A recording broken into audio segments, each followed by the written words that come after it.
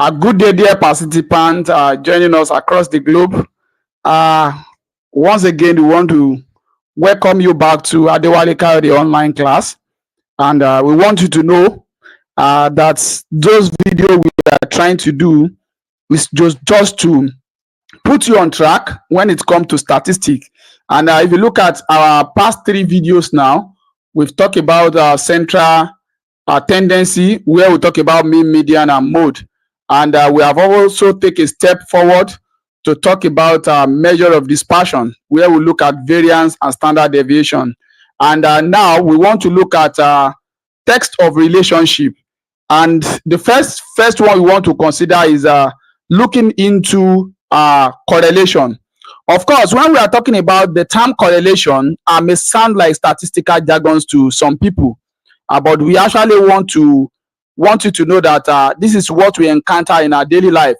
For instance, we know that a baby body grow bigger with their age, and to this state, is a statistical term to us.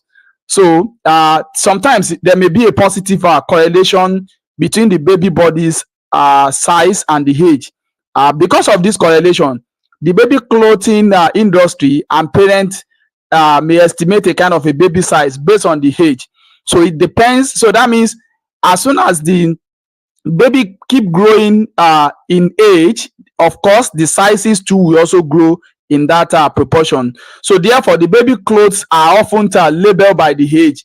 So in a statistical term, what we are trying to do here is sometimes it may look like a regression to you.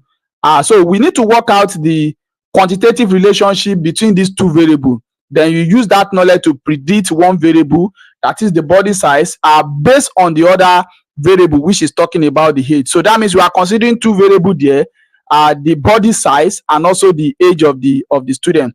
But of course, like I said, we only want to look at correlation. And when you look at the screen, you see that we are talking about Spearman ranking. Then correlation, it actually addresses the issues of the strength, the types, and the statistical significance of relationship. So we may detect that sometimes the significant relationship between the two variables we measure above can be used in terms of regression. But like I said, this time around, we only want to consider the correlation aspect of it. And there are different types of correlation. We have what is called positive correlation. We have what is known as a negative correlation, and we know what we refer to as a zero correlation. When you are talking about positive correlation, and this is a correlation with the examples of the baby size and the age. This is a correlation between the baby size and the age that I just measure. Such is a positive relationship. But when we go to the other side that is talking about the negative, this is where the values of one variable decrease as the values of the other variables increase. Suppose, let's take for instance now, suppose we are driving to a place that is having a certain distance away. You start timing the trip as you leave. Then the more time you speed driving, the shorter the distance become. You are going from, let's say, Ijebu-Ode to Shagam now. The higher your speed, the lesser the distance become. So such is a negative correlation. Then what about zero correlation? When you go to zero correlation on the other side, it's actually talking about when you consider two variables that are not related at all. For instance, the relationship between people's height and their intelligence, they can be a kind of a correlation between the two of them. So such correlation is a zero correlation.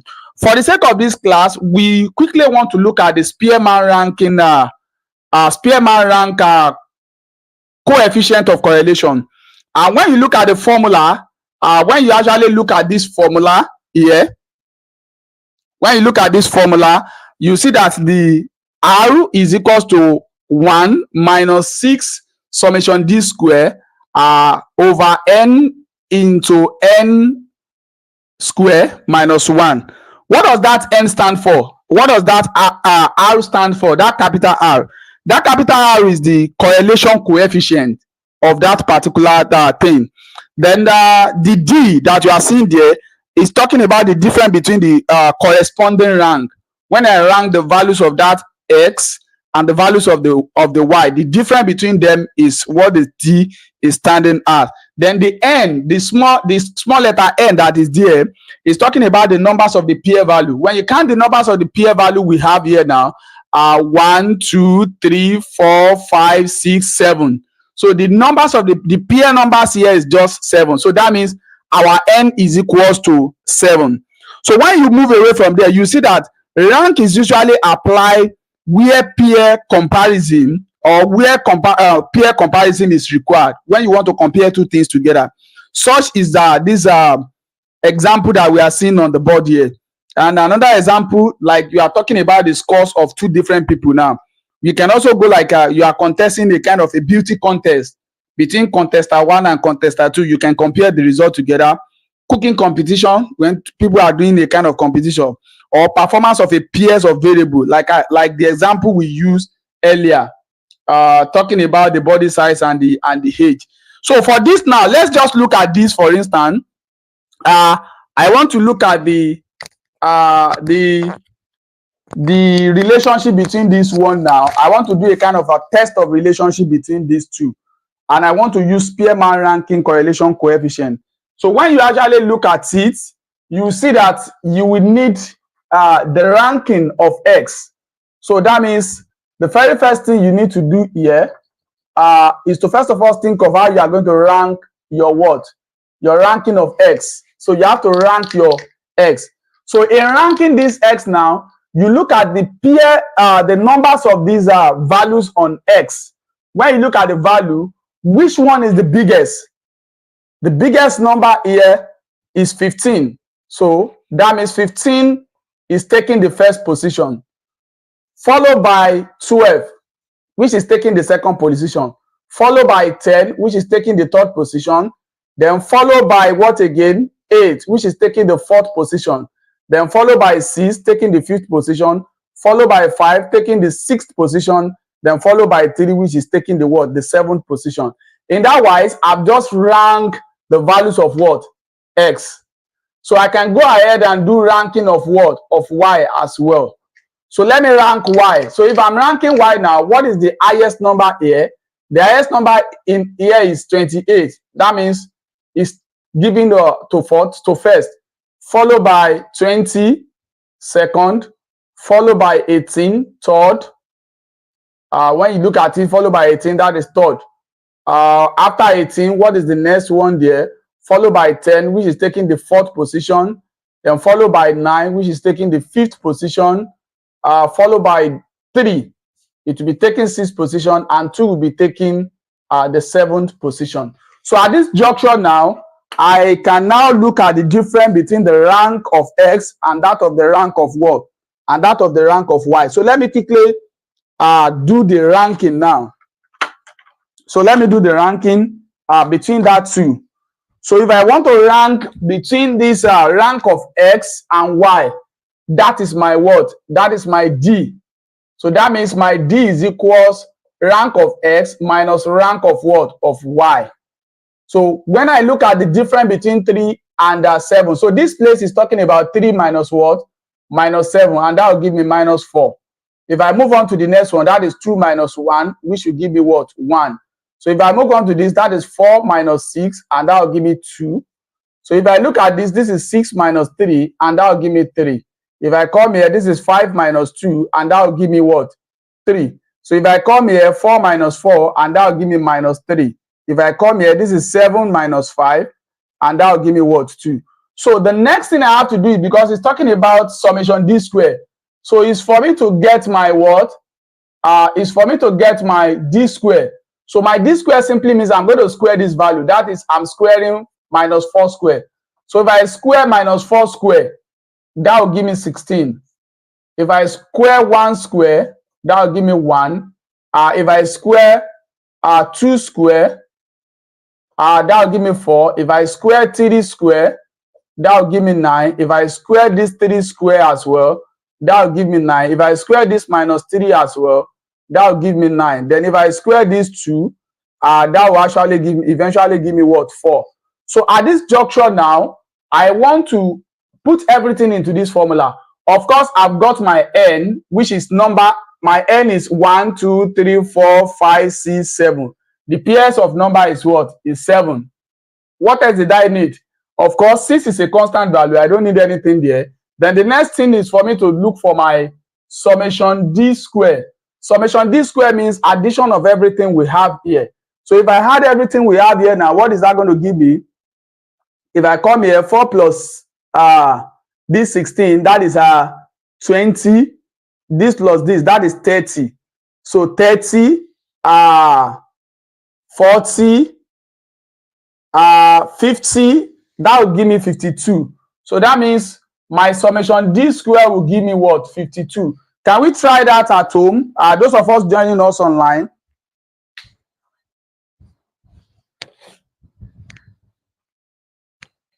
Can we try that using a calculator? Can we try that? And put your answer under the comments. Try that at home, and let's put our answer under the comments. I can see people joining us here. So I have 16 plus 5 plus 9 plus another 9 plus another 9 and plus 4. Like I said, anytime you are doing anything like this, you need to confirm your answer so that the little thing there will not be the one that will give you an issue. So that means your R will be equals to 1 minus 6 multiplied by summation d square now is what? Is 52. Everything over your n is what? 7 into 7 square minus 1. You need to follow your board mass here. So when you take this away, so that means this is talking about 6 multiplied by 52. And that will give us 312. Moving down away from there, I have this, the whole of this thing that is inside this bracket. 7 square is 49 minus 1. When you take 1 away from 49, that will give you 48. So that means this place is what? 7 multiplied by 48. So let me continue from here. 1 minus, so that means I have to multiply this. So this will be 312 to be divided by 7 multiplied by 48. 7 multiplied by 48. That will give us 336. So now when you get here now, you have to use this to divide this.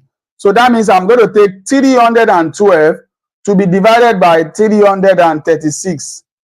And that will give me 0. You can take it to any decimal places. You can take it like to 4 decimal places. 0.9288.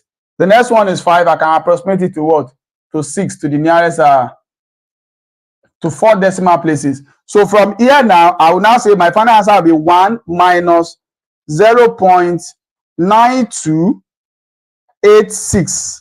So when I take this away from here, I have 0.0714.